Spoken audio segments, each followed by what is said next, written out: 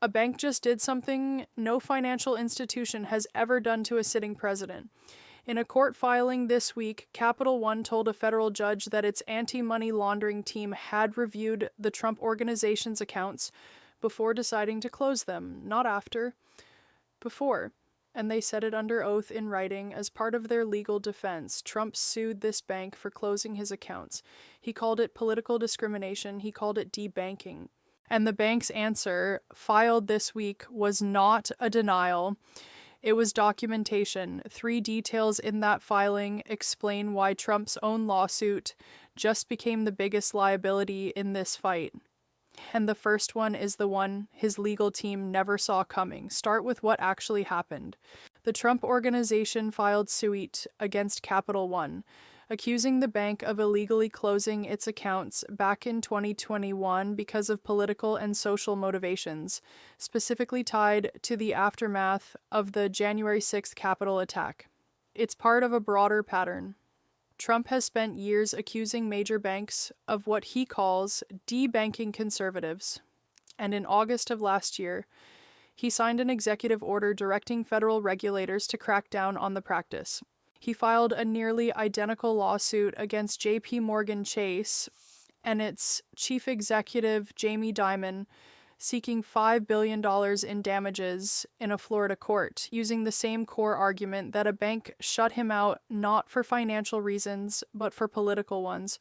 Capital One's response, filed this week, asked the judge to dismiss the case entirely. And buried inside that filing was the detail that changes the entire framing of this dispute. The bank stated plainly that its anti-money laundering experts had reviewed the Trump organization's accounts before the decision was made to close them. According to the filing, the company said the closures were the result of months of analysis and a careful review by Capital One's anti-money laundering team conducted in accordance with bank policy and regulatory guidance.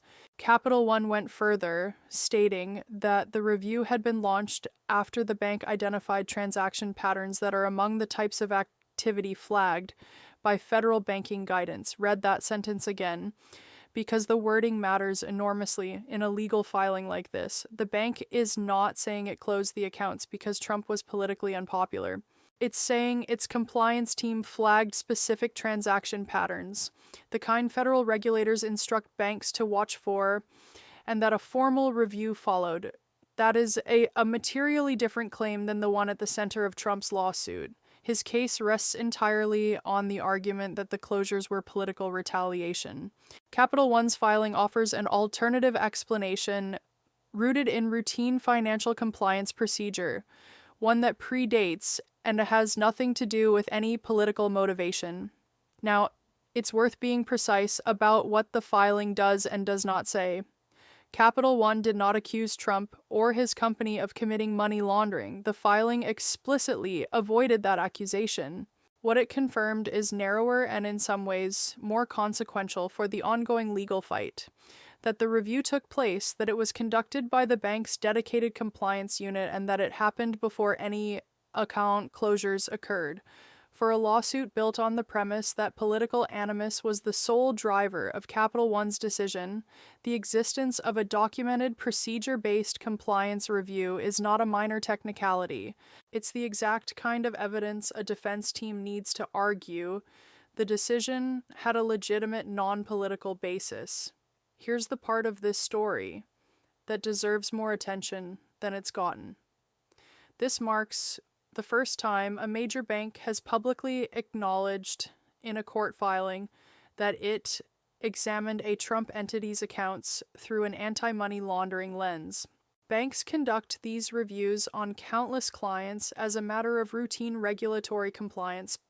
It's not by itself an allegation of wrongdoing, but banks are also famously reluctant to discuss compliance reviews publicly for clients of any prominence precisely because the mere acknowledgement invites scrutiny and speculation regardless of the outcome of the review. Capital One made a calculated decision that revealing this detail, even knowing how it would be read publicly, was necessary to defend itself in court. That is not a decision made lightly by a bank's legal department. and the legal backdrop makes this filing even harder for the Trump organization to brush aside. This is not the first version of this lawsuit. An earlier version of the same case was already dismissed once back in March by the presiding Judge Roy Altman. Judge Altman is a Trump appointee. That detail matters because it removes one of the easiest rebuttals available to a plaintiff whose case gets thrown out, the argument that the judge was politically biased against them. When a judge nominated by the same president whose company is suing dismisses that company's own lawsuit, the ruling carries a different kind of weight. It suggests the deficiencies in the case are legal, not political. So consider where this leaves the lawsuit heading into its second attempt. The plaintiff needs to prove the closures were driven by political motivation and nothing else. The defendant has now placed on the record, under oath, a documented compliance review conducted by a specialized team following a process that predates the closures and is grounded in standard federal banking guidance. And the judge who will ultimately rule on this second version already found the first version legally insufficient. Each of those three facts independently weakens the plaintiff's position. Together, they describe a lawsuit that may have handed its opponent the exact evidence needed to dismantle it. This case does not exist in isolation either. It sits inside a broader campaign the Trump administration has waged against what it describes as politically motivated debanking across the financial sector. The executive order signed last August directed banking regulators to investigate and penalize institutions found to be closing accounts based on customers' political or religious views. The Capital One and JPMorgan lawsuits were positioned as flagship cases in that campaign, intended to demonstrate that a sitting president's own experience proved the practice was real and widespread. A dismissal, or a ruling that credits Capital One's compliance-based explanation over the political retaliation theory, would not just end one lawsuit. It would undercut the central evidentiary example the administration has used to justify its broader debanking crackdown. There's also a financial regulation angle here that extends well beyond Trump personally. Anti-money laundering reviews exist because federal law requires banks to monitor for specific transaction patterns, unusually large cash movements, transactions structured to avoid reporting thresholds, transfers involving jurisdictions flagged for financial crime risk, and dozens of other criteria. Banks are legally obligated to watch for under the Bank Secrecy Act. When a bank's compliance team flags an account for this kind of review, it is not making a judgment about the account holder's guilt. It's following a legally mandated process designed to protect the financial system broadly. The existence of a flag is common. What's uncommon is a bank confirming in a public court document that a flag existed for a client as prominent as a sitting president's business organization. That is the detail likely to generate the most attention going forward, independent of how the lawsuit itself resolves, regardless of the review's outcome or whether any further action followed from it. The acknowledgement that it happened at all is now part of the public record, filed by the bank itself in a case Trump's own company chose to bring. Nobody forced Capital One to disclose this.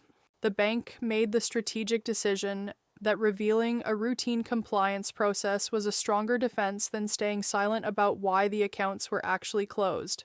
For a legal fight built entirely around the claim of political persecution, the emergence of a documented, procedure-driven pre-closure compliance review is not a footnote.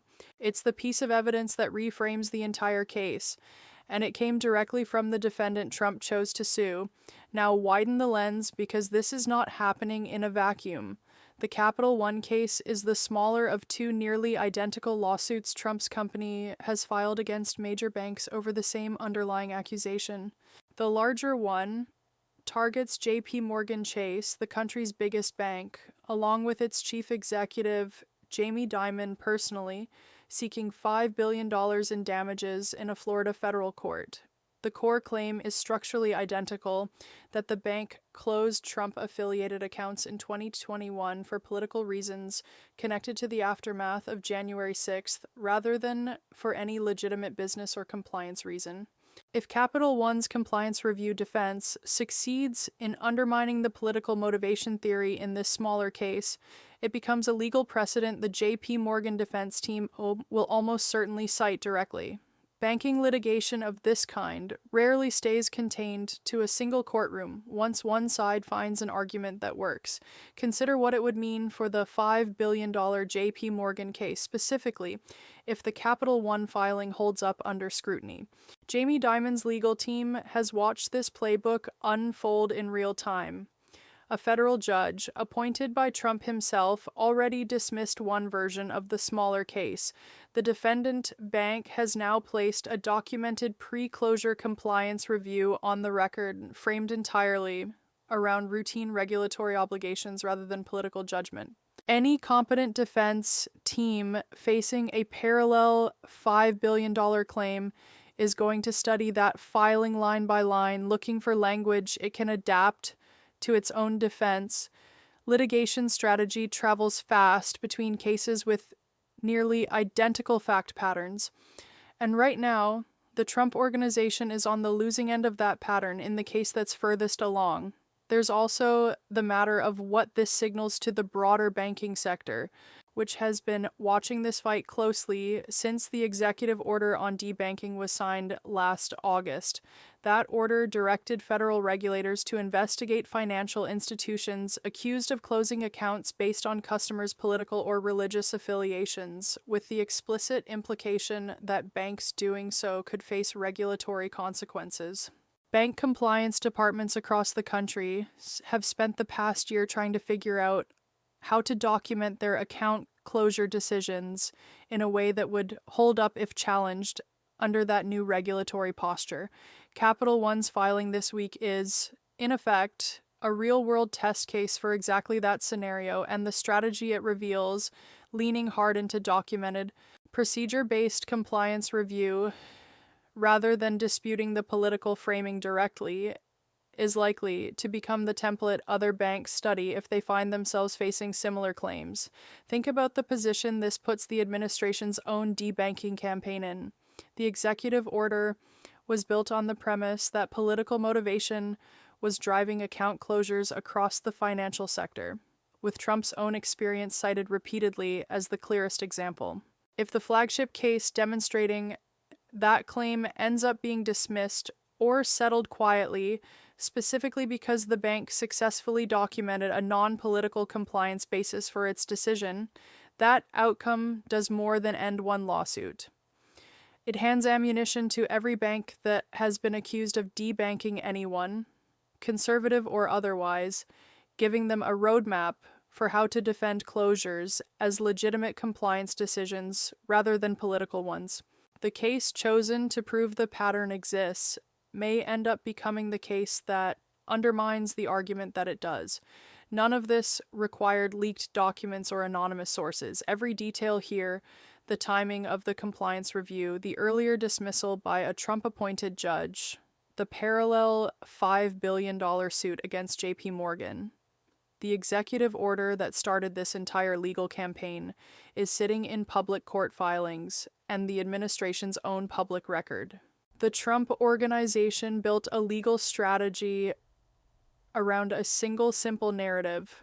The banks came after him for political reasons. Full stop. Capital One's answer was not to argue the politics. It was to produce a paper trail showing a process that had nothing to do with politics at all, filed under oath in the exact court where the political narrative was supposed to win. Step back and look at what this case has in common with almost every other confrontation we've tracked on this channel. A policy or a lawsuit gets launched with a clear, simple story attached to it. The other side doesn't fight the story with a counter story. It fights it with documentation filed formally under legal obligation to be accurate. Because lying in a federal court filing carries consequences a social media post never will. Volkswagen's chief executive did it with an internal memo that became public record. The tax foundation did it with a refund calculation drawn directly from Treasury data, and now a bank has done it with a compliance filing that turns a political persecution narrative into a routine regulatory footnote. In every case, the number or the document or the sworn statement ends up carrying more weight than the headline that started the fight. That's ultimately what makes this Capital One filing worth watching closely as the case moves forward.